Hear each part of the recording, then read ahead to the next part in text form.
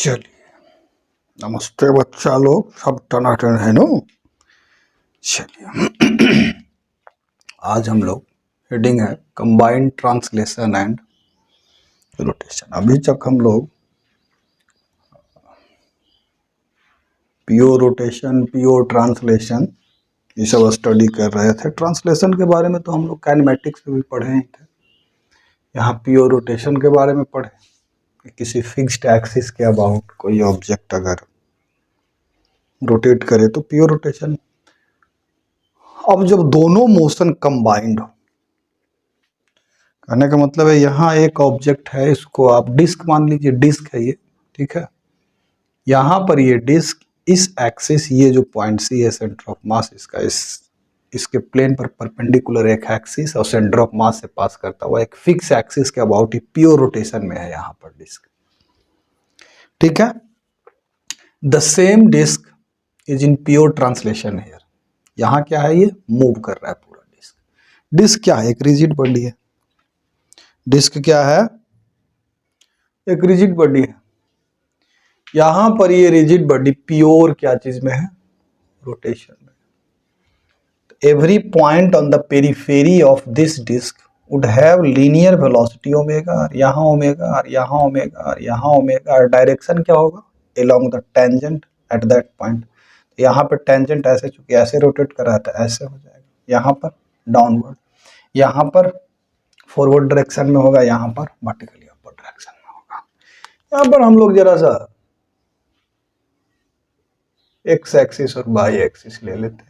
यहाँ पर हमारा क्या है, आई क्रॉस, तो ये हमारा जेड एक्सिस, ये हम एक्सेस ले लिया, ठीक है।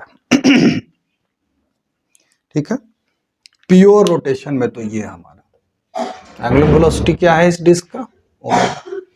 प्योर ट्रांसलेशन में क्या है, तो रिजिड बॉडी अगर प्योर ट्रांसलेशन में कब कहेंगे, जब every point of that rigid body has the same linear velocity और सेम लीनियर डिस्प्लेसमेंट और सेम लीनियर एक्सेलरेशन। क्या देखिए, अगर ये प्योर ट्रांसलेशन में है, अभी वेलोसिटी अगर इस पॉइंट का हम बोलते हैं तो यही सेंटर ऑफ मास का होगा, यही इस पॉइंट का, यही इस पॉइंट का, यही इस पॉइंट का। एरो थोड़ा छोटा बड़ा हो गया है तो उस पर थोड़ा ज्यादा दिमाग मत लगाने लगेगा कि हाँ बड़ा एरो है, बड़ा हो गया वेलोसिटी, मान के चलिए ना कि सब एकदम बराबर है एरो, ठीक है, ठीक है, थोड़ा सा बड़ा हो गया है भैया, ठीक है ना।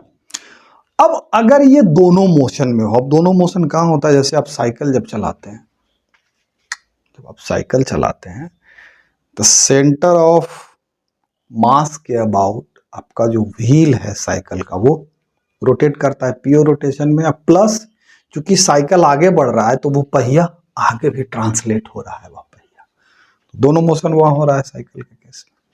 कि जो पहिया है साइकिल का, व्हील जो है वो रोटेट भी कर रहा है और ट्रांसलेट भी हो रहा है। या फिर एक वो टायर ले लीजिए, अब मारिए टनाटन, हमको खेला हूं, मारिए टनाटन, उसको रोटेट भी करेगा और आगे मूव भी करेगा। These are the examples of translation as well as rotational motion.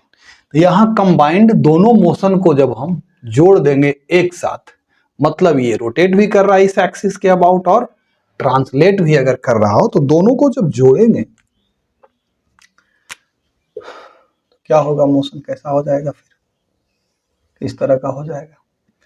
इस पॉइंट का वेलोसिटी यहाँ क्या है, इस पॉइंट का वेलोसिटी यहाँ क्या है, इस पॉइंट का c तो फिक्स है 0, और यहाँ इस पॉइंट का वेलोसिटी क्या है v, तो इस पॉइंट का हमारा वेलोसिटी क्या हो जाएगा, v हो जाएगा। अगर कंबाइंड ट्रांसलेशन और रोटेशन है, इस पॉइंट का वेलोसिटी यहाँ क्या है v, या यहाँ क्या है ओमेगा, लेकिन दोनों का डायरेक्शन अपोजिट है।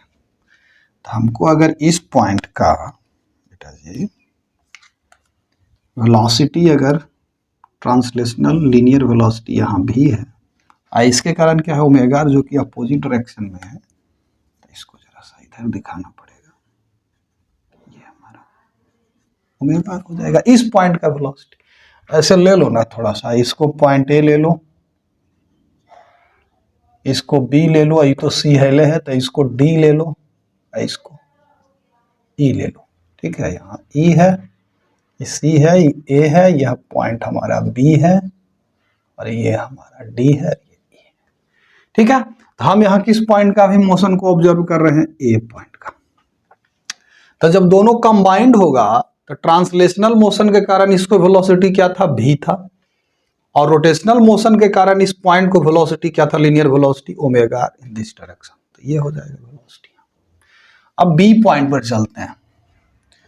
ट्रांसलेशनल मोशन के कारण इसको क्या है वेलोसिटी, देख लो भी, इस बी पॉइंट को क्या है, भी है वेलोसिटी, तो भी ले लेते हैं। और प्योर रोटेशन के कारण ओमेगा आर डाउनवर्ड है, ओमेगा आर यहां पर हमको डाउनवर्ड लेना पड़ेगा, ये हमारा ओमेगा आर है। ये पॉइंट कौन सा है हमारा, यह है पॉइंट बी। अब टॉप पॉइंट, ये टॉप मोस्ट पॉइंट डी के बारे में विचार करते हैं। लीनियर वेलोसिटी इसका क्या है, भी है ना, ये भी है, और linear velocity due to rotation क्या है, वो भी क्या है, ओमेगा आर है। तो यहां से थोड़ा सा और इसको लंबा करिए, ये हमारा ओमेगा आर हो गया। ये हमारा कौन सा पॉइंट है बेटा, डी। अब जरा सा ई पॉइंट पर आते हैं। यहां पर लीनियर वेलोसिटी हमारा क्या है, भी, मतलब ट्रांसलेशनल मोशन के कारण जो वेलोसिटी है भी है, और रोटेशनल मोशन के कारण इसी पॉइंट का लीनियर वेलोसिटी क्या है, तो ओमेगा आर है, जो कि अपवर्ड डायरेक्शन में। तो देखिए, जब ट्रांसलेशन और रोटेशन दोनों को एक साथ हम कंबाइंड कर देते हैं तो different different point on the periphery have different different velocity. Linear velocity different different point का क्या है, डिफरेंट डिफरेंट है। यानी कि भी ए जो हमारा पॉइंट ए है उसका वेलोसिटी क्या हो जा रहा है, भी माइनस ओमेगा आर। अब ये डिपेंड करेगा कि v is greater than omega r और omega r is greater than v, उसके अनुसार v minus omega r will be positive और नेगेटिव। और ये भी हो सकता है कि v is equal to omega r, तो ये जीरो हो जाएगा। जरा सा इसको ध्यान से समझिएगा कि अब ये डिपेंड करेगा कि velocity of point A relative to ground will be positive negative. Positive negative हम किस चीज के आधार पर बोल रहे थे, यहां हमने एक्सेस डिसाइड कर दिया। आगे फॉरवर्ड डायरेक्शन में तो पॉजिटिव लेंगे, एक्स के ठीक अपोजिट डायरेक्शन में होगा तो नेगेटिव लेंगे। अगर बाई के अलोंग होगा, पॉजिटिव बाई एक्सिस के अलोंग, तो पॉजिटिव ले लेंगे, उसके अपोजिट होगा तो नेगेटिव ले लेंगे।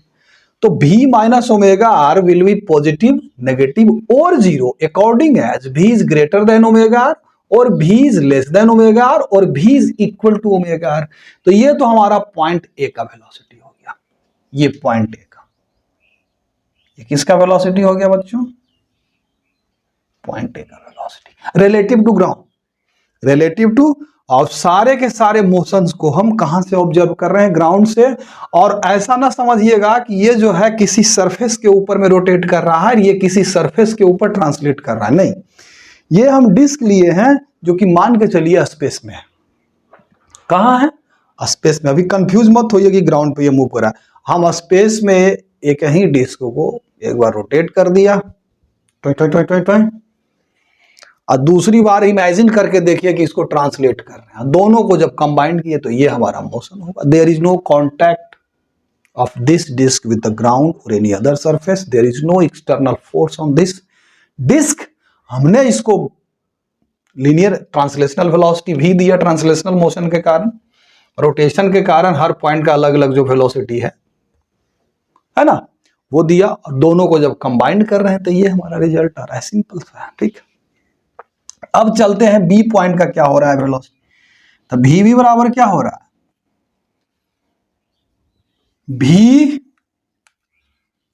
भी आई कैप के डायरेक्शन में और omega r minus J cap के डायरेक्शन में। ये किसका वेलोसिटी हो गया, पॉइंट बी का वेलोसिटी हो गया।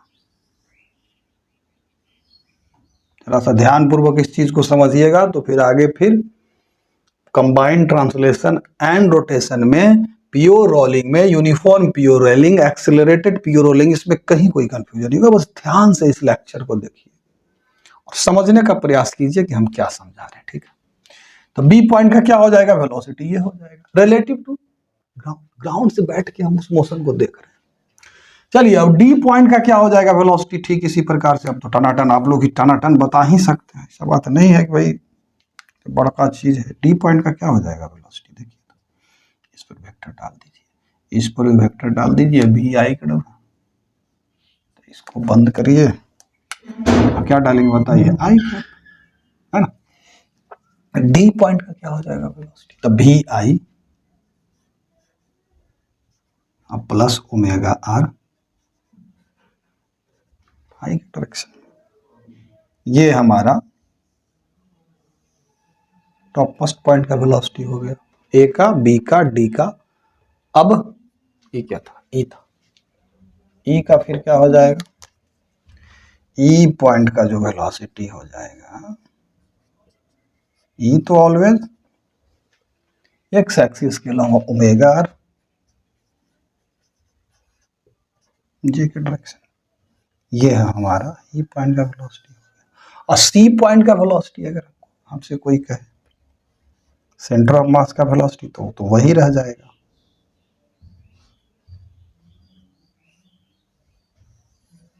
ये डिफरेंट डिफरेंट पॉइंट का वेलोसिटी हम लोग निकाल चुके हैं। सिंपल दोनों को कंबाइन कर दिया और देख लिया रिजल्ट क्या आ रहा है, ठीक है। अब जरा सा इससे आगे बढ़ते हैं, इससे क्या करते हैं हम लोग, आगे बढ़ते हैं। अब क्या कीजिए कि इस डिस्क को, अब ये दोनों को थोड़ा सा फॉरगेट कीजिए, अब समझ गए ना, ये प्योर ट्रांसलेशन, ये प्योर रोटेशन, दोनों को कंबाइन किया, मोशन ये हमारा आ रहा है। अब क्या कीजिए, इस डिस्क को अब ग्राउंड पे ले आते हैं, क्या कर देते हैं बेटा, ग्राउंड पे ले आते हैं। अब इसको जरा सा, और अगर एक चीज और यहीं पे समझना चाहें तो हम समझा चुके हैं ऑलरेडी कि अगर v greater than omega r हो गया तो va विल बी पॉजिटिव, अगर v less than omega r हो गया तो इस पॉइंट पर विचार कर रहे हैं। पॉइंट ए ज्यादा इंपॉर्टेंट है और पॉइंट डी, बाकी तो सब समझ ही रहे हैं। तो नेगेटिव हो जाएगा अगर v less than omega are, अगर इक्वल हो गया तो जीरो हो जाएगा ई पॉइंट ए का वेलोसिटी रिलेटिव टू ग्राउंड।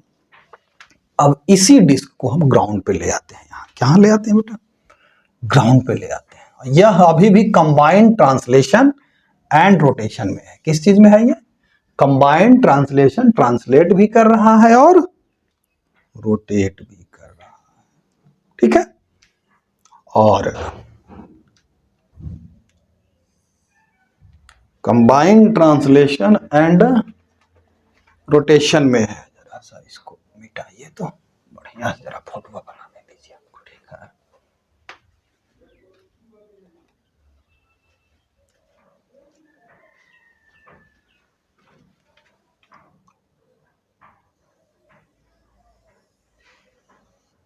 हो गया,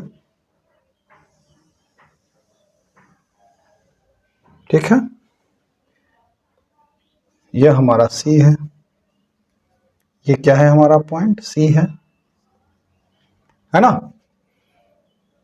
इस पॉइंट का वेलोसिटी क्या था, v प्लस ओमेगा आर, भी ये हमारा ओमेगा आर, ये हमारा भी। इस पॉइंट का वेलोसिटी क्या था, इस पॉइंट का, इधर भी और इधर ओमेगा आर। बाकी इस पॉइंट का क्या है सब आप लोग जान रहे हैं। यहां इसका वेलोसिटी क्या है, तो भी है। पॉइंट सी का वेलोसिटी क्या है, भी है। अब इसको जरा सा ध्यान से देख लीजिए।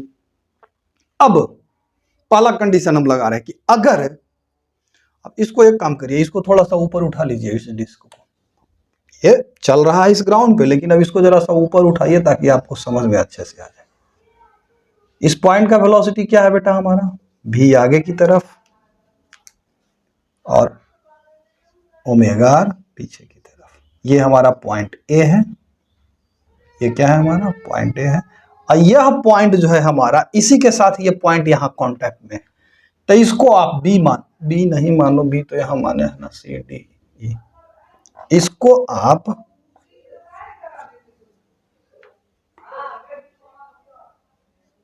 ए, और इसको जी मान लीजिए, ये ग्राउंड, ठीक है।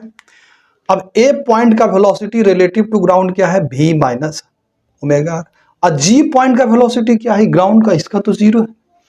अगर, ध्यान से सुनिएगा, अगर भी ए बराबर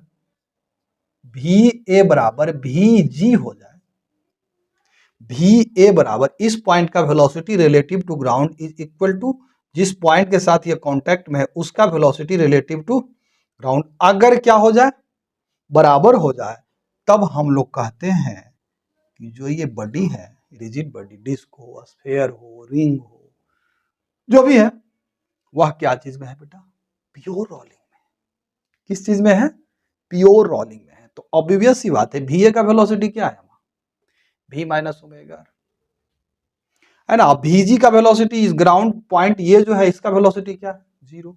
तो ये हम यहां से रिजल्ट क्या आएगा, बराबर जीरो। अब यहां से कह सकते हैं कि भी ए बराबर हमारा फिर क्या हो गया, v माइनस ओमेगा आर बराबर जीरो। यहां से क्या आ गया, v is equal to omega r, इसको क्या बोलते हैं, फॉर प्योर प्योर रोलिंग के लिए क्या कंडीशन है कि पॉइंट ए का वेलोसिटी और पॉइंट जी का वेलोसिटी क्या हो जाए, सेम हो जाए। यहां जी का वेलोसिटी अगर जीरो है तो v माइनस ओमेगा आर बराबर जीरो, यानी कि v बराबर ओमेगा आर। यहां जी क्या है, ग्राउंड। बात समझ में आ रही, यहां पर कोई दिक्कत है तब कहेंगे कि कैसा रोलिंग में है, प्योर रोलिंग में है। बात समझ में आ रही है, यहां तक में अगर कोई दिक्कत है कमेंट बॉक्स में डालिए और पूछिए, और नहीं तो फिर आगे बढ़ते हैं। प्योर रोलिंग का क्या कंडीशन है बेटा, इस पॉइंट का वेलोसिटी और इस पॉइंट का वेलोसिटी जिसके साथ ही कांटेक्ट में है, दोनों का वेलोसिटी क्या होना चाहिए, सेम होना चाहिए। यहाँ ए पॉइंट का वेलोसिटी अभी हमने निकाला है v माइनस ओमेगा आर, और जी पॉइंट का वेलोसिटी जीरो है, तो v माइनस ओमेगा आर बराबर। कहने का मतलब प्योर रोलिंग तब कहेंगे जब यह पॉइंट ए और यह पॉइंट जी के रिलेटिव में यह पॉइंट क्या हो, यानी कि ये ठीक हमेशा इसके नीचे। बात समझ में आ रही है, तो जीरो हो गया, भी बराबर ओमेगा आर। अब इसमें आगे बढ़ते हैं, अगर अगर यहां भी ग्रेटर देन ओमेगा आर हो गया, तो भी ग्रेटर देन ओमेगा आर कहने का मतलब हुआ कि जो ट्रांसलेशन के कारण जो इसको लीनियर वेलोसिटी है इच पॉइंट को, वह ग्रेटर देन हो, जो प्योर रोटेशन के कारण लीनियर वेलोसिटी है दिस पॉइंट्स को, उससे ग्रेटर हो, तब भी माइनस ओमेगा आर क्या होगा, पॉजिटिव होगा। तब हम कहते हैं कि तब उस केस में क्या होगा, v A will be greater than v G. In that case we say that this body is slipping forward. अगर अगर v minus omega r greater than zero हो जाए, कहने का मतलब भी ए ग्रेटर देन भी जी हो जाए, तब क्या कहते हैं हम लोग, forward sleeping, rolling with forward sleeping, rolling with forward sleeping. अब दूसरा केस कंसीडर करते हैं कि अगर भी लेस देन ओमेगा आर हो जाए, अगर भी लेस देन ओमेगा आर हो जाए, तो भी जब लेस देन ओमेगा आर हो जाएगा, भी अगर यानी कि v minus omega r less than zero हो जाए, तब इसको बोलते हैं रोलिंग विथ बैकवर्ड स्लीपिंग। अब इसका जरा सा एक दो उदाहरण हम आपको दे देते हैं, बैकवर्ड स्लीपिंग, बैकवर्ड स्लीपिंग, ठीक है, बैकवर्ड स्लीपिंग, ठीक है। अब प्योर रोलिंग क्या, भी बराबर ओमेगा आर, फॉरवर्ड स्लीपिंग क्या, v minus omega r greater than zero. अगर इस तरह का क्वेश्चन आ जाए कि प्योर रोलिंग का कंडक्टर भी बराबर ओमेगा, बताइए कि स्लिप, बताइए प्रूफ कीजिए कि फॉरवर्ड स्लिप कर रहा है, तो v omega r, v minus omega r, proof दिखा दीजिए कि greater than zero, less than zero कर दीजिएगा, तो backward slipping, rolling with backward. इसका एक एग्जांपल लेते हैं। कभी कभी आप लोग जब साइकिल चलाते हैं, साइकिल सबके पास है होगा, इसलिए अब साइकिल का एग्जांपल है, ठीक है। कभी कभी जब आप लोग साइकिल चलाते हैं, साइकिल का पहिया अगर कीचड़ में फंसे, तो जबकि हम टुन टुना टुन पैडल तो खूब मार रहे हैं, लेकिन साइकिल हल्का फुल्का आगे बढ़ता है। कहने का मतलब उसका ये भी जो है लेस देन ओमेगा आर वहां हो गया है, मतलब स्लिप कर रहा है कीचड़ में। पहिया क्या कर रहा है? स्लिप कर रहा है। भी लेस देन ओमेगा आर है, तो वहां पर क्या है? रोलिंग विथ बैकवर्ड स्लिपिंग हो रहा है। दूसरा एक एग्जांपल ले लेते हैं। क्या कि एक ठो क्या किए कि वो पहिया लिए, उसको घुमा दिए ऐसे ऐसे और हल्का सा ऐसे धक्का पुश करके और फेंक दिए ग्राउंड पे। और बहुत हाई स्पीड अगर एंगुलर वेलोसिटी दिए है तो एंगुलर वेलोसिटी हल्का सा दिए, नहीं नहीं उल्टा बोल दिया, हम हल्का सा दिए, थोड़ा सा घुमा करके ऐसे जोर से फेंक दिए, तो भी वहां पर क्या होगा? ग्रेटर देन ओमेगा आर हो जाएगा। भी क्या हो जाएगा? ग्रेटर देन ओमेगा आर हो जाएगा। और हम लोग कहेंगे कि this wheel is rolling with forward slipping, है कि नहीं? मतलब कि आगे जो भी है, लीनियर जो ट्रांसलेशन के कारण उसको वेलोसिटी है, लीनियर वेलोसिटी है इच पॉइंट का, due to pure translational motion, वो जो है वो ग्रेटर देन ओमेगा। बात समझ में आ रही है? तो ये तीनों चारों चीजों को अच्छी तरह से समझ लेने के बाद अब हमारा, अगर यहां तक कोई डाउट है तो कमेंट बॉक्स में डालिए, सर यहां समझ में नहीं आया, उसको हम दूसरे तरीके से समझेंगे। यहां तक अगर जो आप लोग समझ चुके हैं तो ये सबको नोट कर लीजिए और उसके बाद एक कदम आगे बढ़ते हैं। अब एक कदम आगे में क्या करेंगे? इस डिस्क का हम लोग एंगुलर मोमेंटम निकालेंगे relative to ground. Relative to ground इसका एंगुलर मोमेंटम क्या होगा, है ना? इसका काइनेटिक एनर्जी क्या होगा जब कंबाइंड ट्रांसलेशन और रोटेशन में होगा कोई बॉडी? इसका एंगुलर मोमेंटम क्या होगा, इसका काइनेटिक एनर्जी क्या होगा?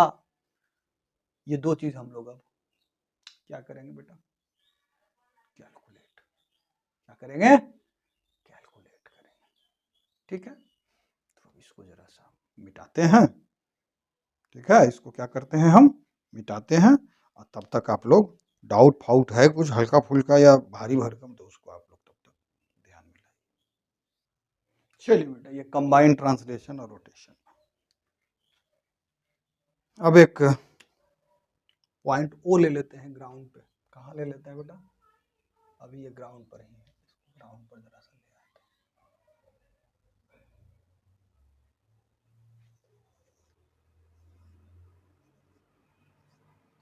यह हमारा ओ पॉइंट क्या है जिसके रिलेटिव है इसके मोशन को ऑब्जर्व करेंगे।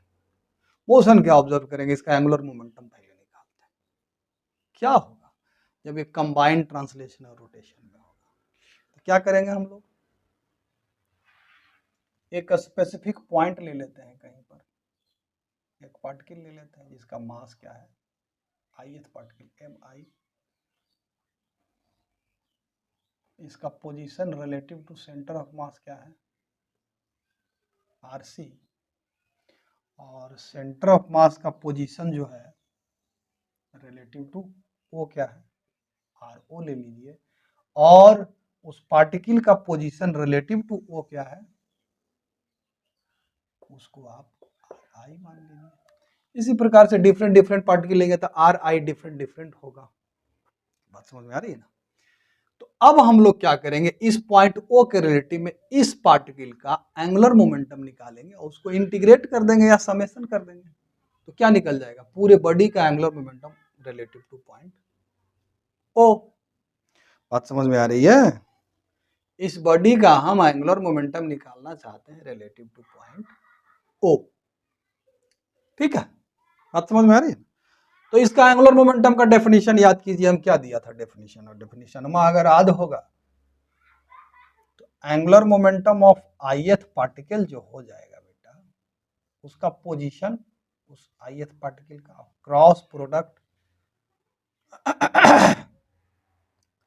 M I I into ith particle का जो वेलोसिटी है वो क्या करेंगे? निकाल लेंगे। बात समझ में आ रही है ना? अब देखिए आई को तो आर आई को तो हम लोग क्या लिख सकते हैं? आर आई बराबर क्या होगा? R o plus r c. इसको तो टन टना टन r o plus r c बराबर आर आई। ith पार्टिकल का ही पोजीशन है ना? ठीक है। इसको आर सी, चूंकि डिफरेंट डिफरेंट पार्टिकल लेंगे बेटा, ये तो सेम रहेगा आर ओ, लेकिन आर सी बदलेगा, तो इसको आर सी के बजाय आर आई कर दीजिए, ये रिलेटिव टू सी इस तरह से लिख दीजिए, position of ith particle relative to centre of mass, ये हो गया। ठीक है, अब क्रॉस क्या कर देंगे, आईएथ पार्टिकल का mass into velocity of ith particle. अब हमको करना है वेलोसिटी ऑफ दिस पार्टिकल, जबकि ये कैसा मोशन में है, कंबाइंड ट्रांसलेशन एंड रोटेशन। ठीक है, सेंटर ऑफ मास का इसका वेलोसिटी क्या है, देखो इसको, वेलोसिटी ऑफ आईएथ पार्टिकल जो हो जाएगा, velocity of this particle relative to centre of mass plus velocity of centre of mass relative to, तो इस आईएथ पार्टिकल का सेंटर ऑफ मास के रिलेटिव में वेलोसिटी क्या हो जाएगा, ओमेगा, देखते जाइएगा जरा सा, ओमेगा अक्रॉस आर आई सी, है ना, यही होगा ना, आईएथ पार्टिकल का ये, प्लस प्लस प्लस क्या करेंगे, velocity of this centre of, तो भी है हमारा, तो भी ही है हमारा, इस तरीके से हो जाएगा, ये हमारा आएगा। अब आप लोगों को ये जरा कॉम्प्लिकेटेड लग रहा होगा, तो इसको थोड़ा सा हम सिंप्लीफाई कर देते हैं। Omega is the angular velocity of this particle relative to this centre, जो कि इधर टेंजेंट के लॉन्ग होगा, ऐसे होगा ना, आईएथ पार्टिकल का position relative to centre of mass. चलिए सब ठीक है, कोई दिक्कत नहीं, देखिए ना तुरंत ही सिंप्लीफाई हो जाएगा, कोनो बड़का बात नहीं है कि यहाँ बड़का चीज हो गया। ठीक है, चलिए अब क्या करेंगे भैया, तो R O across omega cross are I C, सबसे पहले इसके साथ करेंगे, एम आई को अभी बाहर निकाल दीजिए, आप क्या कर दीजिए, एम आई को बाहर निकाल दीजिए, और आर ओ ये वाला है, क्रॉस प्रोडक्ट ले रहे हैं किसका, omega cross are I C. ठीक है, इसका इसके साथ फिर R O cross V plus R O cross V R आई सी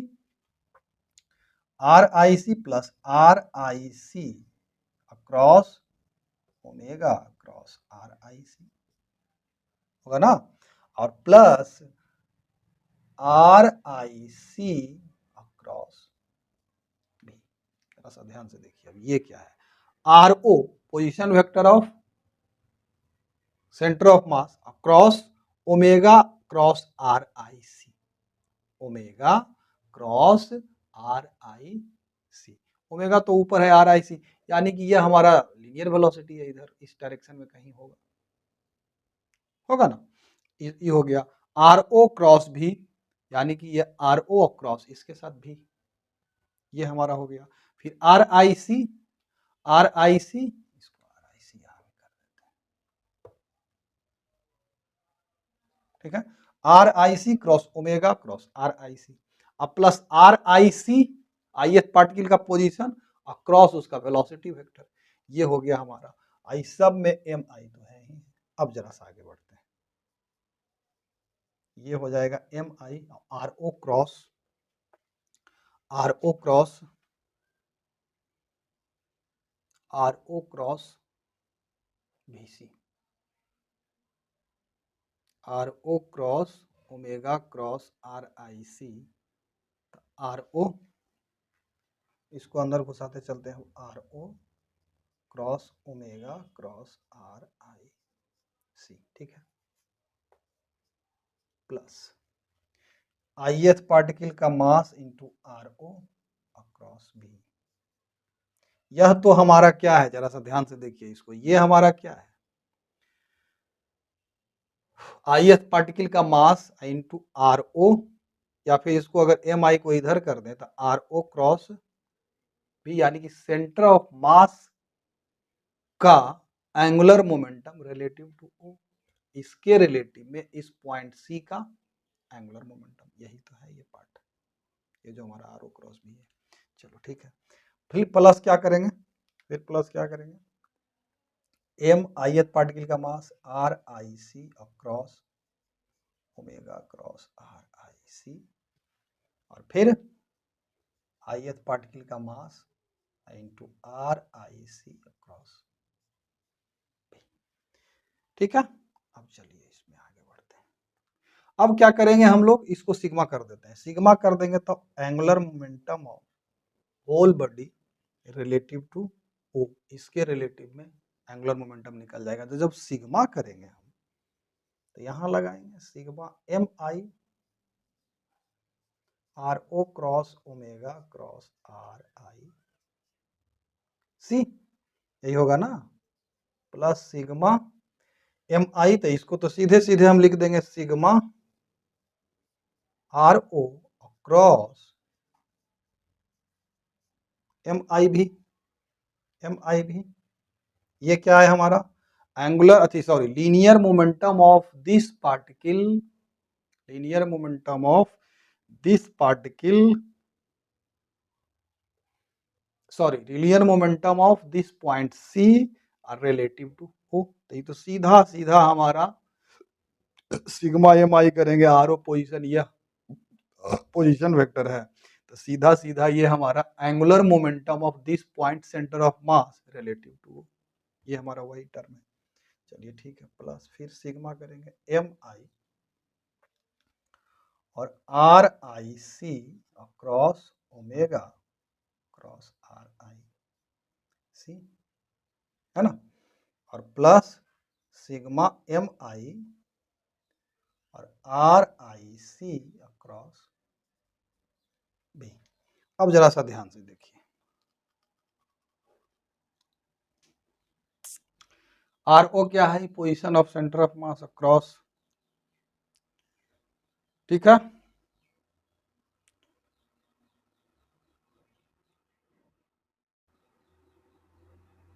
ठीक है, ये तो क्लियर है मामला हमारा। इसको देखते हैं, sigma M I R I cross omega cross are I C across इसका वेलोसिटी, इसका position vector of this particle और इसका वेलोसिटी आर क्रॉस पी, तो इसके रिलेटिव में इसका एंगुलर मोमेंटम। ठीक है, यह हमारा जो टर्म है बेटा angular momentum of this particle relative to centre of mass है। ठीक है, और बाकी टर्म को जरा सा अब हम लोग देखते हैं। ये हमारा क्या है, आर ओ क्रॉस, इसको कर सकते हैं R O cross omega cross M I R I C divided by M I into M I कर सकते हैं। कहने का मतलब इस पर सिर्फ कंसंट्रेट करिए, इस टर्म पर बेटा जी। इसका हो गया, ये क्या है, इसको पकड़ में आ गया है।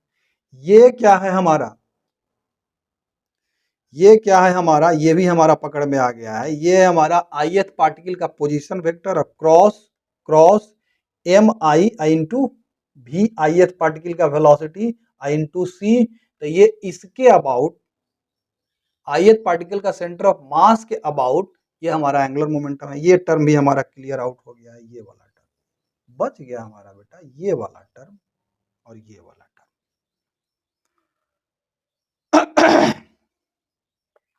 ठीक है, ये हमारा क्लियर हो गया, ये हमारा क्लियर हो गया।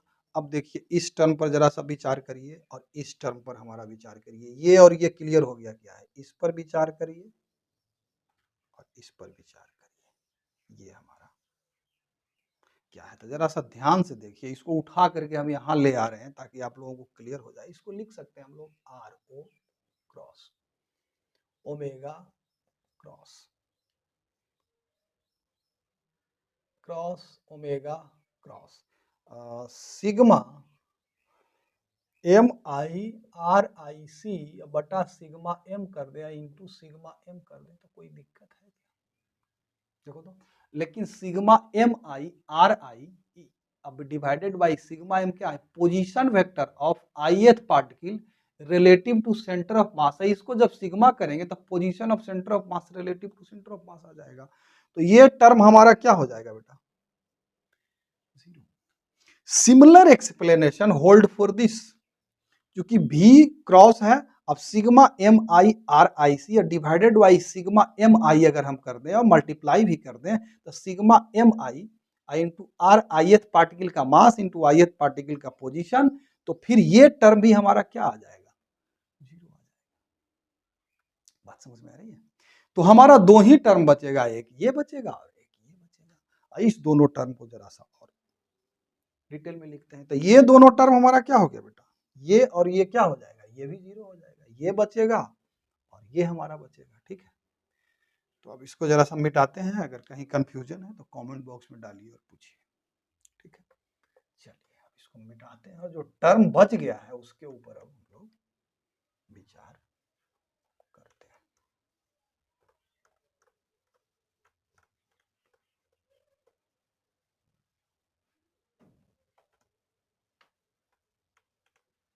सेंटर ऑफ मास वाला अगर वीडियो नहीं देखे हैं तो उसको जरा सा देख लीजिए बेटा, क्योंकि इसमें सेंटर ऑफ मास का हम बस एक सिंपल सा इक्वेशन जो शुरू में हम बताए हैं सेंटर ऑफ मास की वीडियो में उसको यूज किए हैं। ठीक, चलिए ठीक है, देखिए इसको ऊपर उठा करके लेके जा रहे हैं तो angular momentum of this whole body relative to point वो क्या हो गया हमारा, इसको लेंगे क्या हो जाएगा भैया, R O across sigma M I into V, जहां भी क्या है इसका ट्रांसलेशनल वेलोसिटी। तो इसको हम लोग लिख सकते हैं एंग प्लस क्या होगा, कौन सा वाला टर्म, ये sigma M I R ith particle across omega across R I C. तो ये हमारा टर्म क्या है, angular momentum of centre of mass, इसको लिख देंगे angular momentum of centre of mass relative to O, यही है ना हमारा ये R O position vector of centre of mass across sigma M I V क्या है इसका लीनियर सेंटर ऑफ मास का वेलोसिटी ट्रांसलेशनल मोशन के कारण वेलोसिटी। तो ये हो गया। और एक्चुअल में ट्रांसलेशन मोशन के कारण क्या, सी का तो अगर कंबाइंड ट्रांसलेशन और रोटेशन दोनों मोशन में हो तो सी का तो वेलोसिटी भी ही होगा ना केवल। तो angular momentum of centre of mass relative to ground, ये टर्म हो गया प्लस। ये क्या है इसको अभी समझाया हम कि ith पार्टिकल का पोजीशन अक्रॉस, है ना, क्रॉस सिग्मा कर दिए इसको, सिग्मा ith पार्टिकल का position across M I I into omega across ith particle का पोजीशन। तो यहां पर मैं ये क्या है ith पार्टिकल का position across product ith particle का angular momentum relative to centre of mass, ये ith पार्टिकल का position relative to centre of mass हम ले रहे हैं। ठीक है, omega cross are I C लेंगे तो ith पार्टिकल का velocity relative to centre of mass है ये। तो ये हमारा linear momentum of ith particle relative to centre of mass है, ये पोजीशन है ith पार्टिकल का relative to centre of mass. तो इस टर्म को हम लोग लिख सकते हैं angular momentum of whole body, इसको कैसे लिखे हम, एम कर दीजिए ना, angular momentum of whole body relative to centre of mass. इस चीज को जरा सा समझिएगा, इसको हम लिख दिए। ठीक है, तो फाइनली हमारा रिजल्ट क्या आया, angular momentum of a body when it is in combined translation and rotation, angular momentum of a body when the body is in combined translation and rotation, तो क्या हो जाता है बच्चा,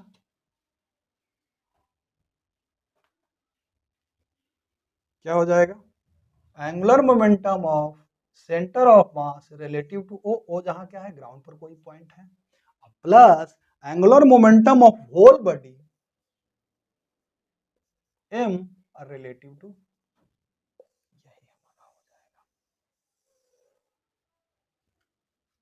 या फिर इसको ऐसे भी कह देते हैं, इसको ऐसे भी लिख देते हैं angular momentum of centre of mass relative to O ले लीजिए प्लस आई ओमेगा कर दीजिए। यहाँ आई क्या है, आई क्या है हमारा, आई क्या है हमारा, moment of inertia of this whole body about centre of mass and angular velocity multiply कर दिए, इस तरह से भी इसको लिख सकते हैं। This is angular momentum of whole body about centre of mass, I omega सीधा, यहाँ angular momentum of centre of mass relative to, इस तरह से इसको याद करने का। बस इस इक्वेशन को जरा सा समझिए, डिफरेंट डिफरेंट बुक में डिफरेंट डिफरेंट टाइप से इसको लिखा गया है कि अगर कोई बॉडी कंबाइंड ट्रांसलेशन और रोटेशन में हो और उसका angular momentum about a point fixed on the ground हो, ग्राउंड के रेस्पेक्ट में लेना हो, तो हम कहते हैं angular momentum of centre of mass relative to this point वो लेंगे। इसका एंगुलर मोमेंटम तो सीधे ये पोजीशन लेंगे आर ओ क्रॉस एम भी सी, टोटल मास उसका आर ओ क्रॉस एम भी सी। अब फिर उसके बाद दूसरा टर्म क्या है, तो angular momentum of this whole body relative to centre of mass. तो सेंटर ऑफ मास के रिलेटिव में तो प्योर रोटेशन में ओमेगा एंगुलर वेलोसिटी है इसका, इसके अबाउट इसका अगर मोमेंट ऑफ इनर्शिया आई हो तो आई इंटू ओमेगा। बात समझ में आ गई? क्लियर है ना, मामला सेट है ना? तो बस अब इस फॉर्मूला को याद रखिएगा, इसको रटिए इस तरह से कि angular momentum of a body when body is in combined translation and rotation is equal to angular momentum of center of mass relative to point O, मतलब ग्राउंड पे कोई भी पॉइंट हो सकता है, अब plus angular momentum of whole body about centre of mass. बात समझ में आ गई? अब इसके आगे हम लोग चलते हैं कि इस बॉडी का जो कंबाइंड ट्रांसलेशन और रोटेशन में है तो उसका काइनेटिक एनर्जी क्या होगा। तो सिंपल टर्म में अगर कहें, सिंपल अगर हम कहें,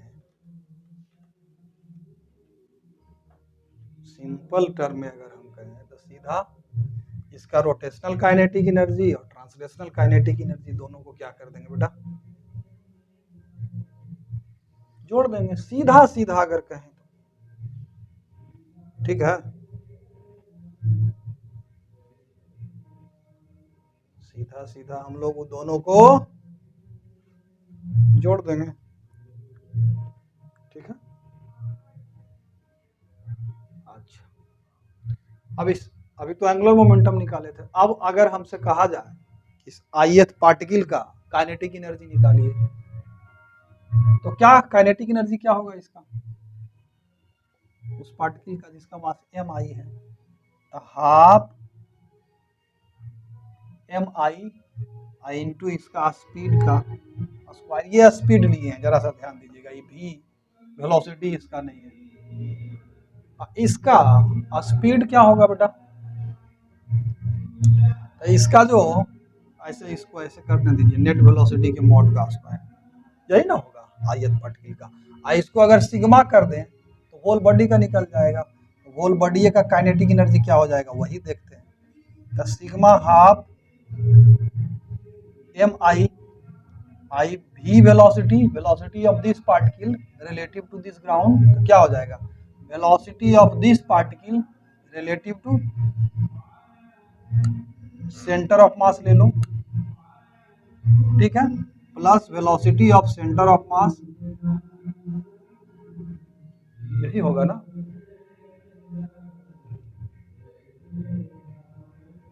यही ना होगा, ठीक है।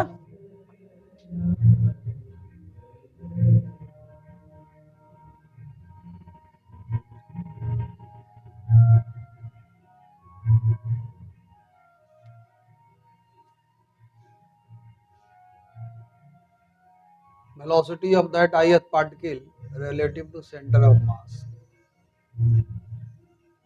हाँ ठीक है, अब इसको क्या कर देंगे, सिग्मा, आपको तो बाहर ही निकालो ना, सिग्मा mi, अब ith पार्टिकल का relative to centre of mass को हम क्या लिख सकते हैं, ओमेगा, ith पार्टिकल का position relative to centre of mass ये, अब प्लस दिस का स्क्वायर, है ना। अब इसके और इसके बीच, इसके ऐसा देखो, ये हमारा इसका क्या है, लीनियर वेलोसिटी, और ये हमारा ड्यू टू इसके रोटेशन के कारण जो एंगुलर वेलोसिटी है ये, तो उसके कारण लीनियर वेलोसिटी ये हो जाएगा हमारा ओमेगा क्रॉस आर, ये टेंजेंट के अलोंग होगा। अब देखो, अगर इन दोनों के बीच में एंगल ये हम थीटा ले लें, चलो थीटा ले लें, तो इसको कैसे कैलकुलेट करेंगे बेटा, देख लो जरा सा, सिग्मा ये मोड क्या हो जाएगा, सीधा सीधा ओमेगा स्क्वायर ith पार्टिकल का square plus v square plus 2 omega ith particle omega r into V into cos theta, इस पूरे का है ना। ओह सॉरी, हाँ मोड तो हो ही गया, मोड हो गया। इसका स्क्वायर होगा तो ये हट जाएगा, इसको वैसे कर दीजिए सीधा सा, समझ में आ रही है ना बात। इसका मोड क्या हो जाएगा, स्क्वायर रूट के अंदर this square plus this square plus two दो दिस कॉस थीटा, और उसका स्क्वायर करेंगे तो हट जाएगा। अब देखो क्या हो रहा है, देखो ये हो गया half sigma M I omega square R I square plus पूरे को अंदर घुसा करके लीजिए, हाँ प्लस भी स्क्वायर होगा ना बेटा, भी स्क्वायर होगा ना, भी स्क्वायर, अब प्लस 2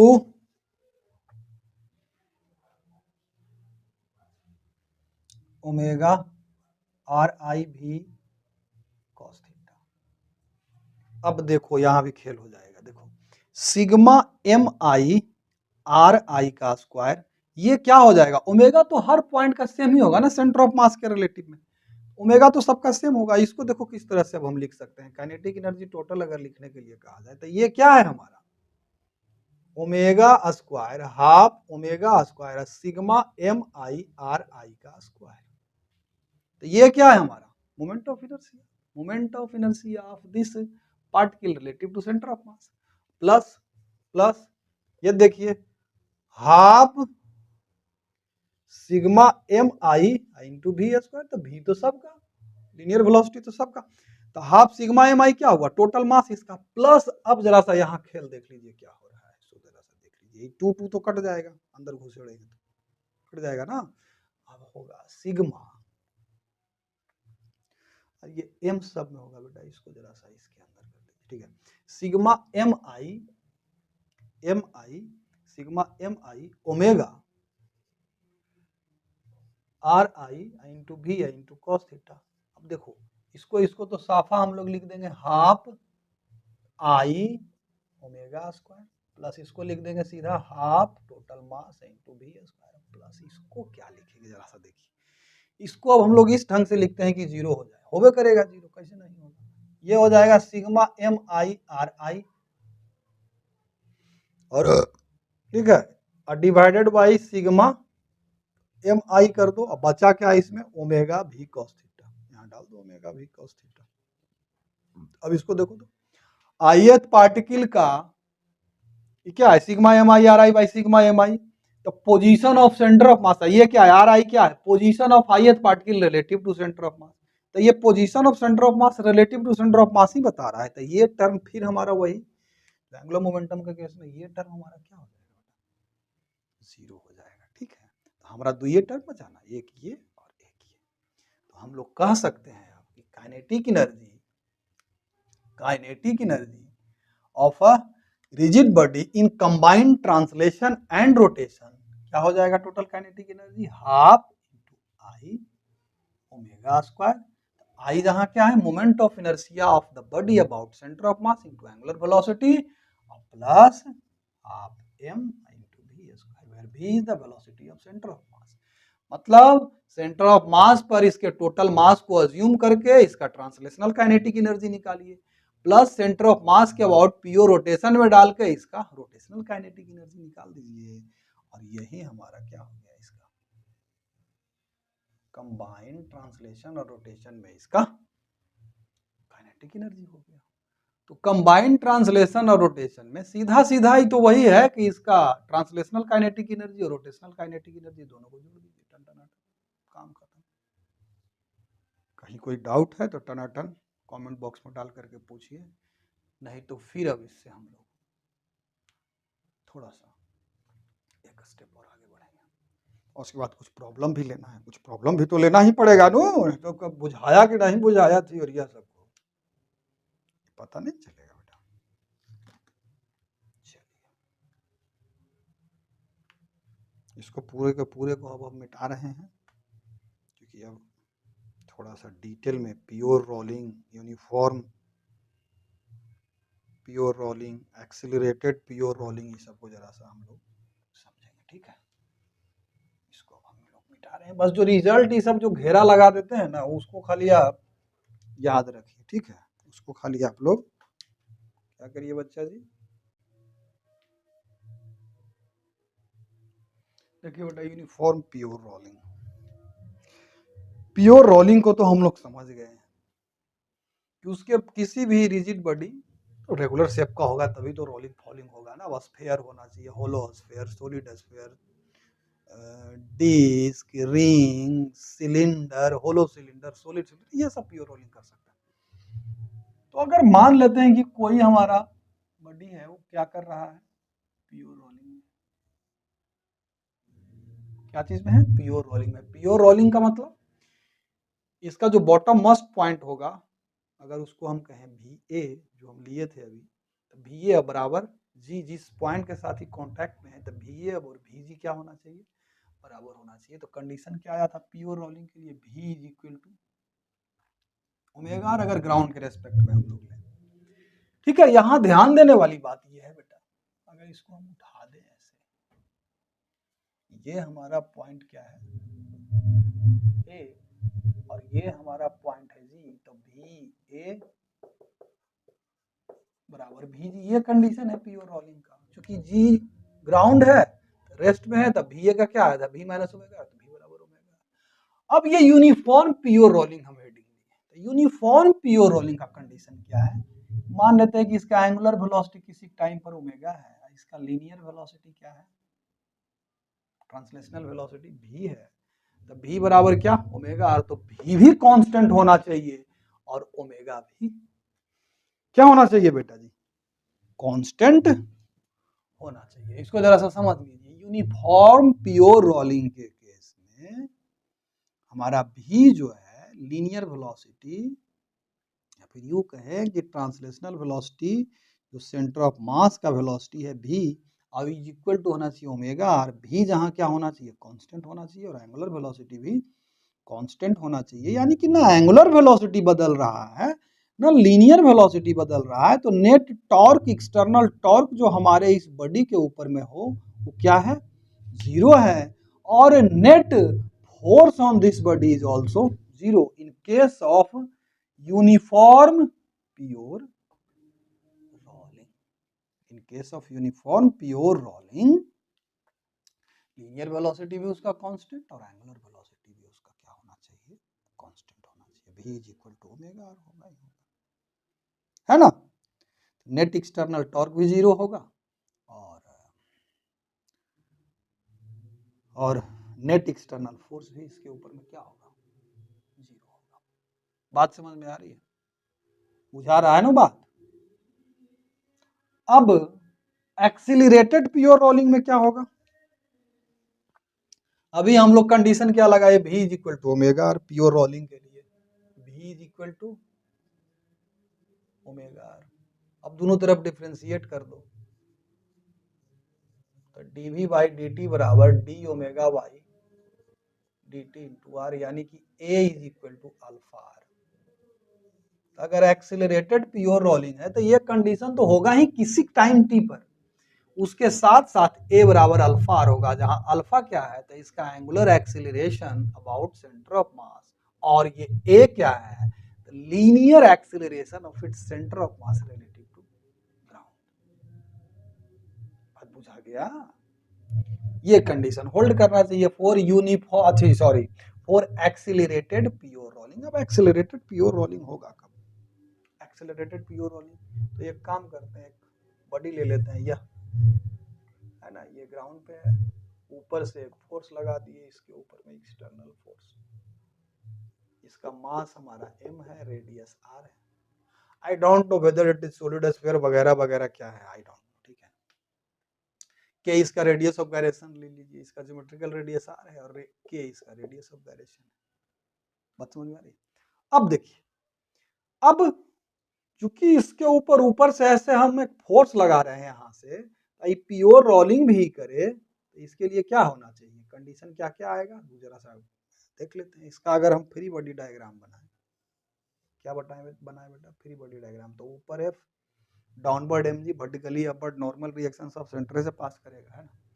अब देखिए अगर यहाँ फ्रिक्शन नहीं हो तो ये तो स्लिप करेगा, सीधा घों घों घों घों घूमने लगेगा, है ना, घूमने लगेगा। अगर यहाँ पर मैं ये अगर फिक्स हो, तो अगर ये फिक्स नहीं है तो ये सीधा ट्रांसलेशन, प्योर ट्रांसलेशनल मोशन में जाएगा। तो इसको अगर एक्सटर्नल फोर्स इसके ऊपर लग रहा हो, इस बॉडी के ऊपर, इसको प्योर रोलिंग भी करवाना हो, तो there must be sufficient friction at the point of contact. जबकि यूनिफॉर्म प्योर रोलिंग के केस में कोई जरूरी नहीं है कि कांटेक्ट पॉइंट के पास फ्रिक्शनल फोर्स लगे, क्योंकि भी कांस्टेंट, ओमेगा भी कांस्टेंट, न भी लगेगा तो भी प्योर रोलिंग में है तो रोलिंग करेगा, प्योर रोलिंग में चलेगा। लेकिन यहां अगर एक्सीलरेटेड प्योर रोलिंग का हम बात कर रहे हैं, तो there must be sufficient friction at the point of contact to make it move with pure rolling. चलिए ठीक है, तो मान लेते हैं कि यहाँ पर मैं फ्रिक्शनल फोर्स किधर लगेगा, ये तो बताइए आप। ऐसे खींचेंगे तो ये ऐसे रोटेट करेगा, तो ये सरफेस के ऊपर इधर लगाएगा तो इसके ऊपर इधर लगाएगा। This frictional force should be kinetic friction, नहीं। अगर प्योर रोलिंग करवाना है तो this frictional force must be static friction, क्योंकि स्टैटिक फ्रिक्शन ही लगेगा ना। अगर काइनेटिक फ्रिक्शन लगाते हैं इसका मतलब है कि ये बॉडी ग्राउंड के रिलेटिव में स्लिप कर रहा है, मतलब VA बराबर VG यहां सेटिस्फाई नहीं है। अगर एक्सीलरेटेड प्योर रोलिंग है बेटा, तो at any instant of time VA should be equal to VG। सब बातों को जरा सा समझिए। At any instant of time this condition should be met. और एक एक्स्ट्रा कंडीशन क्या लग जाता है, A is equal to alpha R लग जाता है। बात समझ में आ रही है?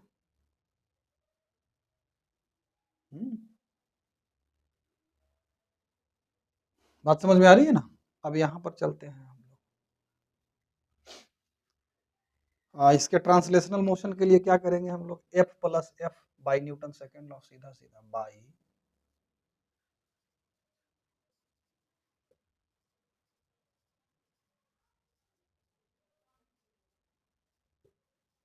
सेकेंड लॉ क्या करेंगे, F प्लस एफ बराबर मास टाइम्स एक्सेलरेशन इक्वेशन, है ना। अब इसके अबाउट हम इसका टॉर्क लेते हैं सेंटर के अबाउट।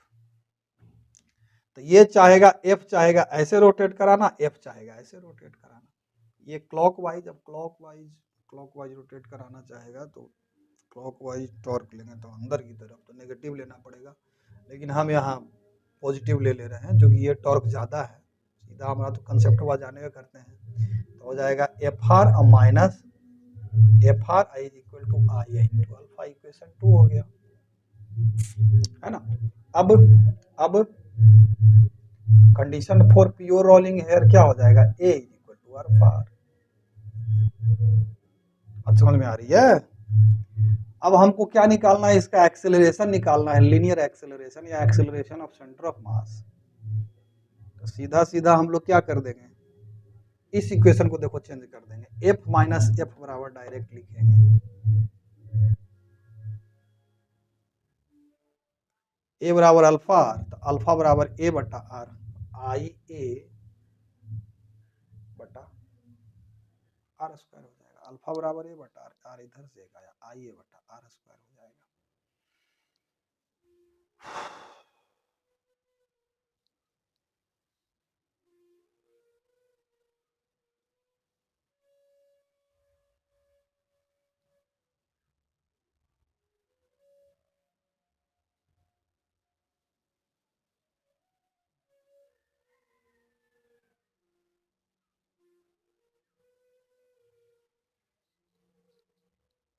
ठीक है, तो यहां से क्या हो जाएगा बेटा, ए इज इक्वल टू हो जाएगा एफ माइनस एफ बटा I I into R square. बात समझ में आ रही है।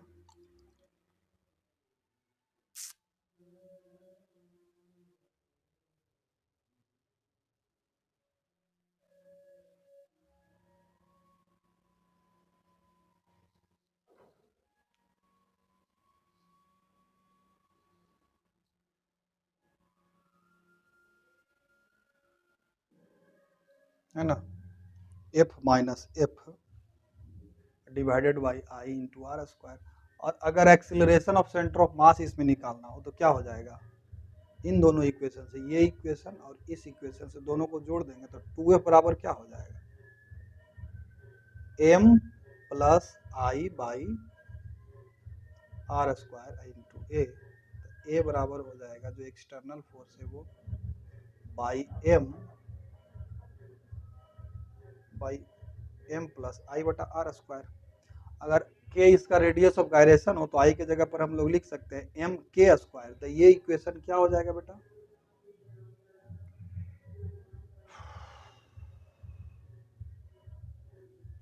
एम इंटू 1 प्लस के स्क्वायर बाई,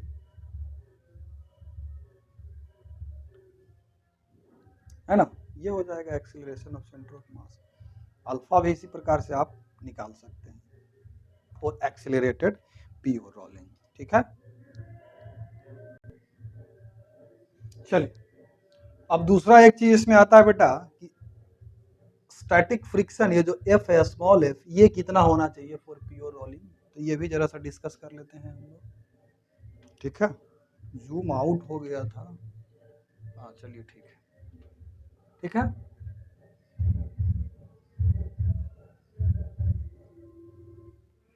यही दो इक्वेशन से निकल जाएगा, यही दो तीन इक्वेशन से एफ निकालना है हमको, है ना। तो ए हमारा क्या आ गया बेटा, एफ, सॉरी कहाँ गया, ए बराबर ये आ गया है हमारा, ए इसमें पुट करके एफ का वैल्यू निकाल लीजिए फटाक से। तो एफ बराबर क्या हो जाएगा देख लीजिए, एम ए माइनस एफ, और एम इंटू ए के जगह पर कुछ पुट कीजिए ना, यही पुट कीजिए जो कि इसमें स्मॉल एफ नहीं है, 2f बटा 2f m प्लस आई बटा आर स्क्वायर, है ना, M A minus F, F common ले लीजिए यहाँ से, एफ अगर कॉमन ले लेंगे तो हो जाएगा 2m बटा m plus I by R square minus 1। तो ये हमारा हो जाएगा, एफ तो कॉमन है ही है, 2m minus m minus I बटा आर स्क्वायर बटा m plus I by R square. यानी कि हमारा f जो आ गया बेटा, 2m में से एक m गया तो m minus I by R square बटा m प्लस आई बाई, ठीक है। अब देखिए फ्रिक्शनल फोर्स, फ्रिक्शनल फोर्स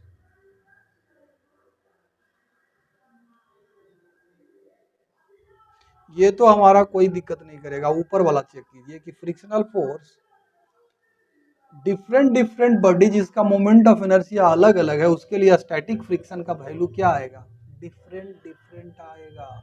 लेकिन एक बॉडी ऐसा है, रिंग के लिए देखिए, यहाँ आई अगर रिंग के लिए लेंगे तो m इंटू आर स्क्वायर, तो m into R square ring के लिए क्या हो जाएगा, एफ एस फॉर रिंग क्या हो जाएगा, देखिए आई बराबर एम आर स्क्वायर, तो M R square by R square, तो एम खत्म, तो F static friction for ring क्या होगा, 0 होगा। इसी प्रकार से अगर आप सॉलिड स्फीयर लेंगे तो उसके लिए 2 बटा 5 एम आर स्क्वायर, निकाल लीजिए फ्रिक्शनल फोर्स कितना आएगा। तो ये फॉर्मूला आप लोग याद रखिएगा, ठीक है, एफ बराबर एम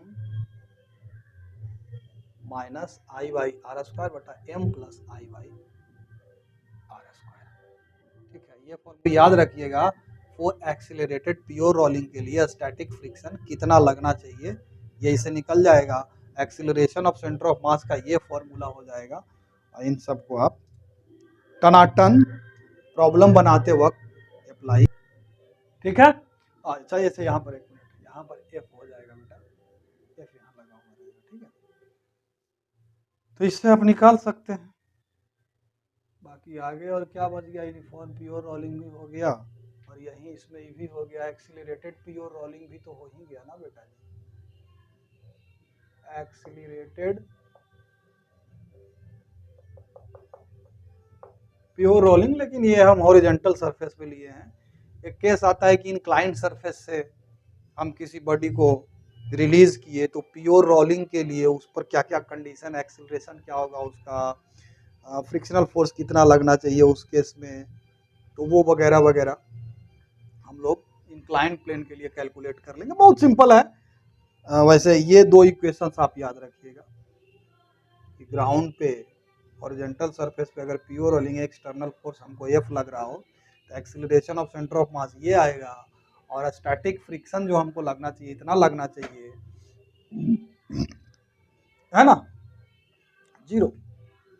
अगर रिंग है तो प्योर रोलिंग करेगा without any static friction, pure rolling करेगा जहाँ फोर्स है, ठीक है। चलिए अब एक्सीलरेटेड प्योर रोलिंग भी तो हो ही गया। अब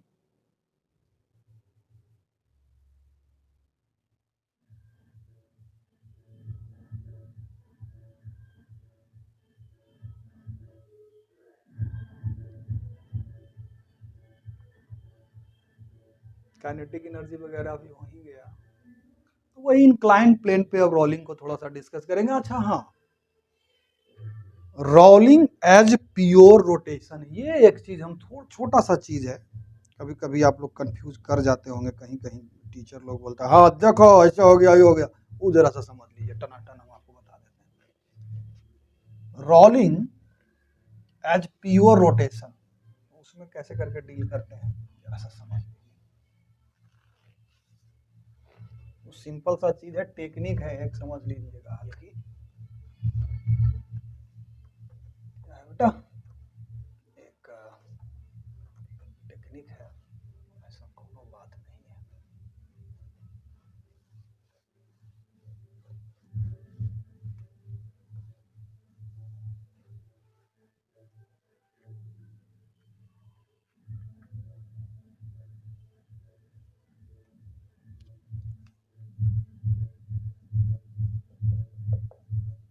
रोलिंग एज प्योर रोटेशन,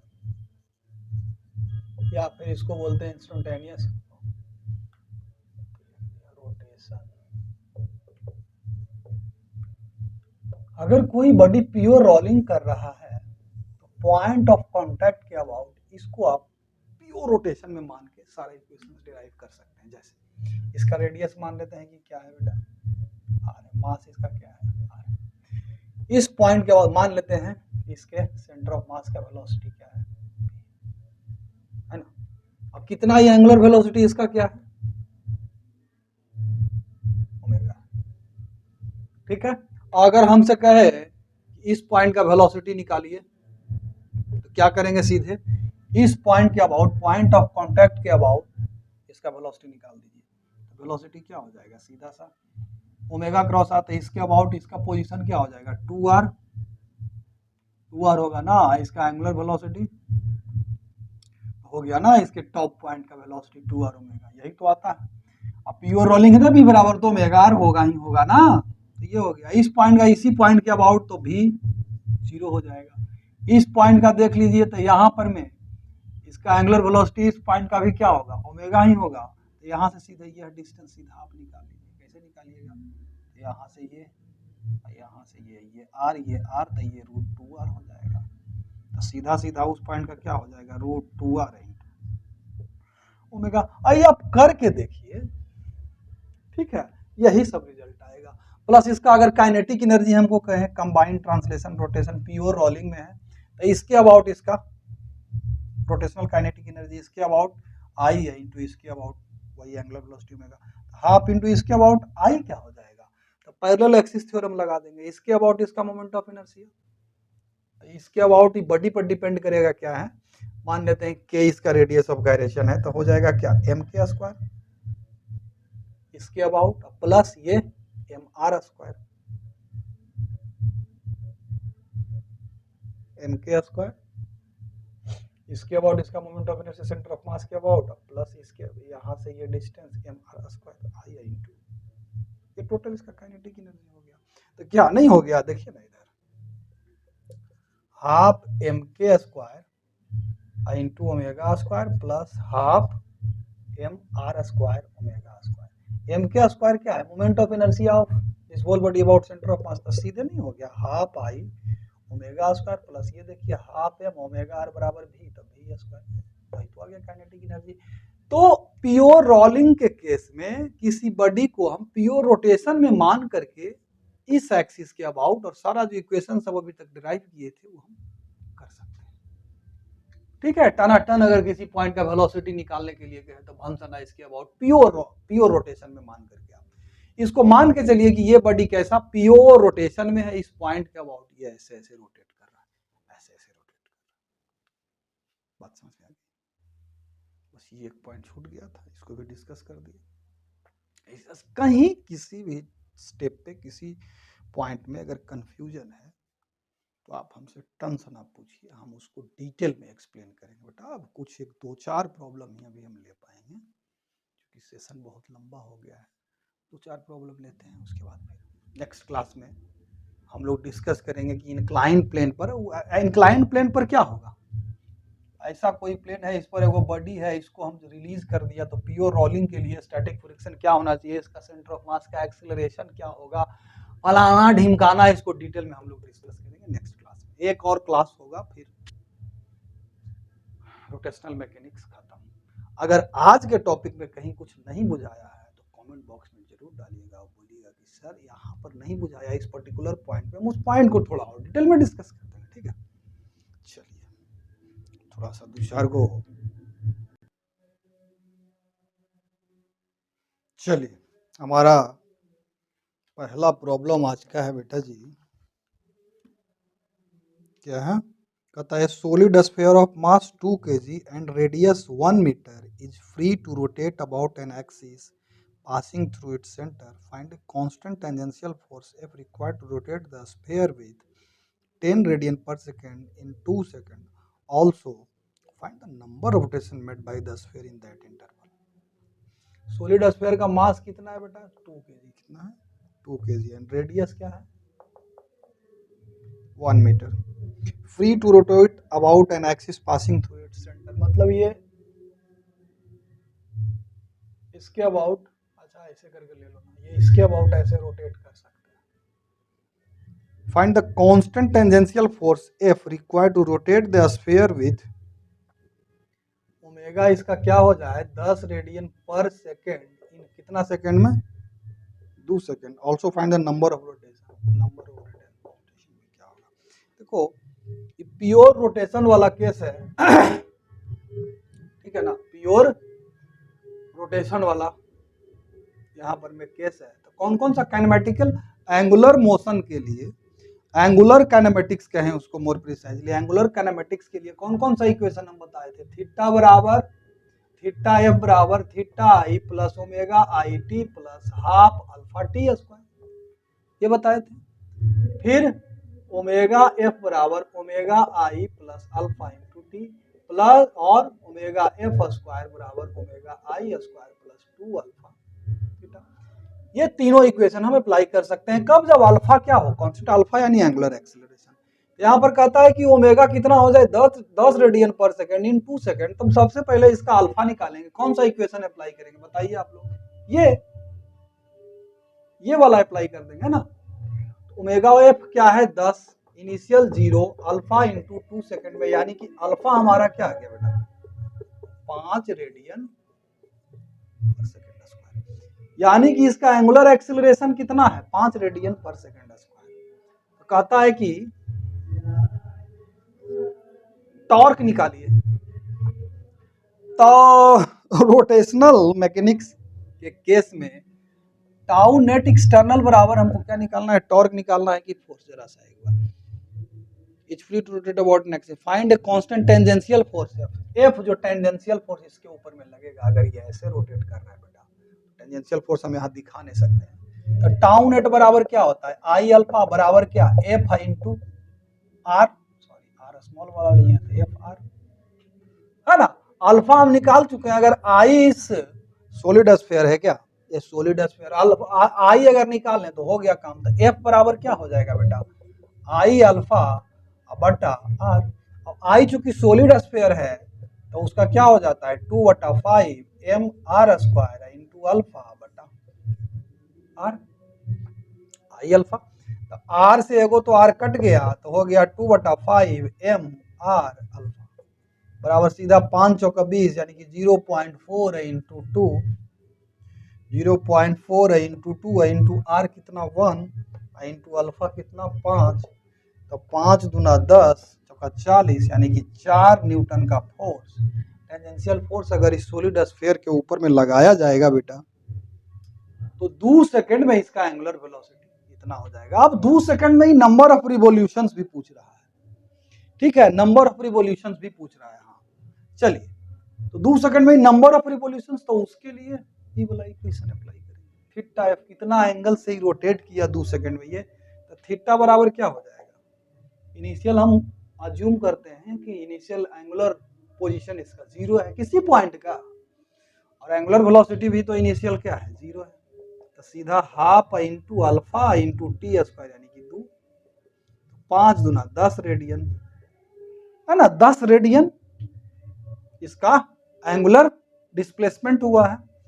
तो अब नंबर ऑफ रिवॉल्यूशन, तो कितना रेडियन में एक रिवॉल्यूशन होता है, 2 पाई रेडियन से अगर रोटेट कर जाता तो एक रिवॉल्यूशन है ना, तो 2 पाई रेडियन में एक रिवॉल्यूशन होता है, तो एक रेडियन में 1/2 पाई, तो 10 रेडियन में इंटू 10 कर देंगे तो नंबर ऑफ रिवॉल्यूशन हमारा क्या हो जाएगा 10/2 पाई, यानी कि 2 पचे 10 यानी कि 5/पाई रिवॉल्यूशन। अब देख लीजिए कि कितना रिवॉल्यूशन ही हो रहा है, ठीक है, ठीक है। चलिए नेक्स्ट क्वेश्चन पे आते हैं बेटा, इसमें कहीं अगर कुछ डाउट है कहीं पर तो आप पूछ सकते हैं, सिंपल एकदम है, काइनेमेटिक्स है, सिंपल क्या है बेटा काइनेमेटिक्स है, और ये थोड़ा सा डायनामिक्स वाला इक्वेशन इन रोटेशनल फॉर्म में अप्लाई किया, टाउ नेट बराबर I alpha I equal to और क्या होता है एफ इंटू आर, ठीक है। चलिए नेक्स्ट क्वेश्चन की तरफ बढ़ते हैं। चलिए दूसरा क्वेश्चन हमारा क्या है, कहता है the angular position of a point on the rim of a rotating wheel is given by, angular position दिया जाता है किस इक्वेशन से, देखिए थीटा बराबर क्या है 40 minus 3t square plus T cube, where theta is in radian and t is in second. What are the angular velocities at 2 second, 4 second? What is the average angular acceleration for the time interval that begins this? What are the instantaneous angular acceleration at the beginning and the end of this interval? देखिए तो बिल्कुल simple सा सवाल है, अगर ये दिया हुआ है बेटा तो सबसे पहले पूछता है t बराबर फलाना सेकंड ढिमकाना सेकंड पर इसका एंगुलर वेलोसिटी, पार्ट ए में पूछा था, सीधा इसको डिफरेंशिएट करेंगे, d theta by d t बराबर क्या हो जाएगा, this is actually angular velocity as a function of time निकल जाएगा ये, तो 4 हो जाएगा यहाँ, यहाँ 6t हो जाएगा प्लस 3t स्क्वायर हो जाएगा। जिस जिस टाइम पे ये इंस्टेंटेनियस एंगुलर वेलोसिटी पूछ सका रहा है वो वैल्यू इसमें पुट कर दीजिए, सिंपल है, टी का वैल्यू 2 सेकंड 4 सेकंड पुट कीजिए, ओमेगा निकाल दीजिए। बी पार्ट में कह रहा है कि इसका angular velocity, average angular velocity B part में कहता है, सी पार्ट में what is the average angular velocity for the time interval that begins at t बराबर 2 second and ends at t बराबर, यानी कि टी बराबर 2 सेकंड टू टी बराबर 4 सेकंड, इस इंटरवल के लिए एवरेज एंगुलर वेलोसिटी निकालना है। समझिए बात को, तो एवरेज एंगुलर वेलोसिटी क्या होगा, जैसे वहां डिफाइन किए थे, बताए भी हैं first class of rotational mechanics में, क्या हो जाएगा theta f minus theta i बटा t two minus t one, तो 4 सेकंड पर एंगुलर डिस्प्लेसमेंट क्या हो जाएगा, थीटा एफ क्या होगा 4 सेकंड है ना, तो 4 गुने 4 यानी कि 16, 4 चौक 16 दिया 48 प्लस 4 चौक 16 चौक 64, 64 6 70 और 10 80 रेडियन, तो ये हमारा फाइनल तो 80 रेडियन हो गया, 64 6 और 80 कैसे होगा,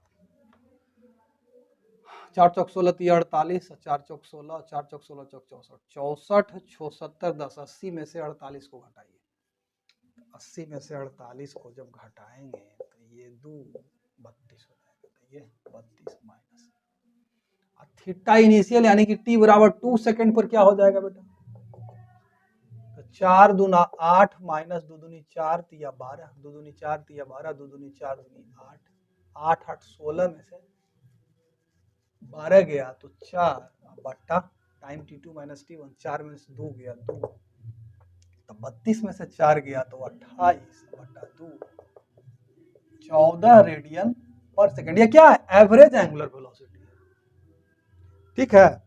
अब नेक्स्ट में क्या कहता है, what are the instantaneous angular acceleration, ये हमारा सी पार्ट था बेटा, ए और बी में 2 सेकंड और 4 सेकंड पर यह इंस्टेंटेनियस एंगुलर वेलोसिटी पूछ रहा था, ठीक है। तो डी पार्ट में कहता है कि इंस्टेंटेनियस एंगुलर एक्सीलरेशन, तो इसको दोबारा डिफरेंशिएट कर दो तो अल्फा हो जाएगा, तो ये तो 0 माइनस 6 प्लस 3 गुना 6t। अब जिस जिस टाइम पर इसका एंगुलर एक्सीलरेशन पूछ रहा है, टाइम का वैल्यू सिर्फ पुट कीजिए, फाइंड कीजिए, आंसर खत्म हो गया इसका भी, ये भी हो गया काम। इसमें इस सवाल में कुछ नहीं है बेटा, आप लोग बनाइएगा टनाटन। चलिए बेटा ये नेक्स्ट क्वेश्चन है, इसके बाद हम लोग नेक्स्ट क्लास में प्रॉब्लम्स डिस्कस करेंगे, अभी बहुत सारा प्रॉब्लम बाकी है, चूंकि अभी कंबाइंड ट्रांसलेशन एंड रोटेशन का, काइनेटिक एनर्जी निकालने का वगैरह वगैरह भांति भांति का भी प्रॉब्लम बाकी है, अभी आज थोड़ा थक गए हैं। चलिए इसमें पहला पार्ट में कहता है, तो पहले समझ लीजिए, ये एक क्या है, डिस्क है, क्या है ये, सर्कुलर डिस्क, ये डिस्क है बेटा, इसका मास मान लो m, और ये ओपी दिया हुआ है, मास या कुछ भी मानो ना भाई, डिस्क है कि क्या है उससे कोई फर्क नहीं पड़ेगा, ठीक है। ये रोटेट कर रहा है, एंगुलर वेलोसिटी इसका दिया जा रहा है 2t स्क्वायर से, ठीक है।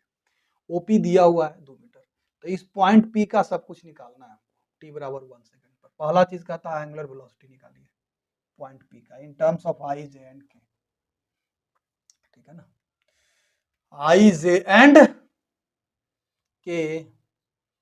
तो P का एंगुलर वेलोसिटी, तो सीधा सीधा एंगुलर वेलोसिटी अगर हमसे पूछा जा रहा है t बराबर 2 सेकंड पर, तो ओमेगा बराबर 2t स्क्वायर, t बराबर 2 1 सेकंड पर, तो 2 रेडियन पर सेकंड होगा, ये तो मैग्नीट्यूड हो गया। और इसका डायरेक्शन क्या होगा, क्योंकि ये ऐसे रोटेट कर रहा है, कैसे रोटेट कर रहा है, ऐसे रोटेट कर रहा है, तो डायरेक्शन माइनस के डायरेक्शन में हो जाएगा, सिंपल। ये पार्ट तो हो गया हल। पी पार्ट में क्या कहता है, इसका एंगुलर एक्सेलरेशन, क्योंकि ये एक्सेलरेटेड मोशन में देखिए ना, डी या ओमेगा वाई डी टी अगर हम लोग निकालेंगे बेटा, तो 2 दूना 4t, ऑब्वियस टी बढ़ेगा, अल्फा बढ़ेगा, वेरिएबल है, इंक्रीज कर रहा है, तो एंगुलर एक्सेलरेशन का डायरेक्शन क्या होगा, इनटू इनटू ही हो जाएगा ना, तो इनटू ही हो जाएगा, है ना। तो D omega by d T 4t, alpha हमारा क्या हो जाएगा 4t, 4 गुने 1, डायरेक्शन तो इसका भी माइनस के, यानी कि 4 रेडियन पर second square in minus k direction, alpha का वैल्यू निकल, alpha is the angular acceleration. C part में क्या है, इस पॉइंट का लीनियर वेलोसिटी, इस पॉइंट का लीनियर वेलोसिटी, तो लीनियर वेलोसिटी इसका तो ये थोड़ा सा देखो गड़बड़ाएगा, हाँ ये हो जाएगा 90, इसको है ना, ऐसे ले लेंगे, ये 90 37, तो ये क्या हो जाएगा बेटा 53, तो यह भी हमारा 53। तो देखिए लीनियर वेलोसिटी v बराबर क्या होता है, ओमेगा इंटू ओपी हो जाएगा, ओमेगा ओपी मैग्नीट्यूड हो जाएगा, इंटू डायरेक्शन, तो कॉस 53, आई के डायरेक्शन में माइनस साइन 53, जे के डायरेक्शन में ओमेगा एट 1 सेकंड कितना है 2, इंटू ओपी कितना है 2, तो 2 दूनी 4 इंटू कॉस 53, आई के डायरेक्शन में माइनस साइन 53, जे के डायरेक्शन में। अब डी पार्ट में क्या हो जाएगा, इसको कैलकुलेट करिए, वही cos 53 sin 53 का वैल्यू स्टैंडर्ड माना जाता है, 4/3 5/3 ऐसे कुछ होता है। अब इसका एक्सीलरेशन, तो ध्यान रहे एक्सीलरेशन में वो लोचा यही था कि इट विल हैव 2 एक्सीलरेशन, एक तो इसका टेंजेंशियल हो जाएगा और दूसरा इसका रेडियल हो जाएगा, तो एक इसके अलोंग होगा, एक रेडियस के अलोंग हो जाएगा। तो हमको बस इस पे दिक्कत क्या है कि देखो मैग्नीट्यूड तो फटाक से निकल जाएगा कि एट टी बराबर 1 सेकंड पर हमारा लीनियर वेलोसिटी क्या होगा उसका, या फिर यूं कहें कि एंगुलर वेलोसिटी क्या होगा, एंगुलर वेलोसिटी सीधा हो जाएगा टी बराबर 2 रेडियन पर सेकेंड। तो ए आर मतलब रेडियल एक्सेलरेशन का मैग्नीट्यूड ओमेगा स्क्वायर आई इंटू ओपी हो जाएगा। तो ओमेगा स्क्वायर यानी कि 2 दूना 4 इंटू ओपी यानी कि 2 बराबर 8 मीटर पर सेकेंड स्क्वायर। ये रेडियल एक्सेलरेशन का मैग्नीट्यूड। अब टेंजेंशियल एक्सेलरेशन का अल्फा आर, तो टी बराबर 1 सेकेंड पर 4 हो जाएगा अल्फा आई इंटू 2 बराबर ये भी 8 मीटर पर सेकेंड स्क्वायर। तो मैग्नीट्यूड तो टेंजेंशियल एक्सेलरेशन का और रेडियल एक्सेलरेशन का हम निकाल दिया, अल्फा इंटू आर 4 अगुने आर बराबर 2 4 दूनी 8 8 8 आ गया दोनों। लेकिन अब डायरेक्शन अगर देखेंगे तो एटी का तो फट से निकल गया, एटी हमारा क्या हो जाएगा बेटा, देखो यहाँ से 8 इंटू बस इसी के डायरेक्शन में होगा तो कॉस 53 आई के डायरेक्शन में माइनस साइन 53 जे के डायरेक्शन, जबकि रेडियल एक्सेलरेशन का जो डायरेक्शन होगा ये देखिए सेंटर के टुवार्ड्स होगा। अब इसको ऐसे खींच दो, इसको ऐसे ऐसे खींच दो। अब ये एंगल अगर 37 है तो ये वाला एंगल 53 हो जाएगा ना, होगा कि नहीं होगा, 53 7 60 30 90, हाँ बिल्कुल होगा। तो ये 53 तो ये भी 53, यही हमारा है क्या ए आर, तो ये 53 हो गया। अब भी सी बात है क्या हो जाएगा 8 इंटू कॉस 53 माइनस जे के डायरेक्शन में, तो माइनस कॉस 53 जे प्लस होगा नहीं माइनस से हो जाएगा माइनस माइनस साइन 53 आई के डायरेक्शन में। अब ये दोनों को क्या कर दो बेटा, नेट एक्सेलरेशन अगर पूछ रहा है उस पॉइंट का, तो A T plus A R कर दो, नेट एक्सेलरेशन हो जाएगा। इन दोनों को जोड़ दो, तो सिंपल है, जोड़ दो। ठीक है, नेक्स्ट क्लास में बेटा हम लोग इसके ऊपर मोर डिटेल्ड प्रॉब्लम्स डिस्कस करेंगे। और एक टॉपिक एक दो चीज बच गया है, देखो एक तो बच गया है कि इंक्लाइन प्लेन पे जब कोई मतलब रेगुलर शेप का बॉडी जैसे स्फीयर हो, सिलेंडर हो, रिंग हो, डिस्क हो वगैरह अगर प्योर रोलिंग में हो तो एक्सीलरेटेड प्योर रोलिंग होगा, है ना। तो उसको थोड़ा सा डिस्कस करेंगे। और दूसरा टपलिंग होता है कि रोटेट कर जाता है, गिर गया, फोर्स लगाए, टॉर्क लगाए और रोटेट करके गिर गया। टपलिंग क्या होता है पहले उसको समझेंगे और उसको भी थोड़ा सा डिस्कस करेंगे नेक्स्ट क्लास में। और डिटेल में 10 20 50 और प्रॉब्लम भी हम लोग देखेंगे। ठीक है, चलिए, और तब तक के लिए टनाटन सवाल बनाइए, चैनल को जरा समझ रहे हैं ना, हाँ तो बस। और उसके बाद फिर ध्यान से वीडियो को देखिए, एक एक चीज़ आपकी समझ में आएगा। अगर आप लोगों को रोलिंग, कंबाइंड ट्रांसलेशन या फिर रोटेशन समझ में नहीं आया था किसी वीडियो में या कहीं क्लास में या कोचिंग जहां आप पढ़ते हैं, तो इस वीडियो को देखिए, एक एक चीज़ डिटेल में हम समझाए हैं, सब कुछ समझ में आएगा, कहीं कोई दिक्कत नहीं होगा, मेरा गारंटी। ठीक है, चलिए।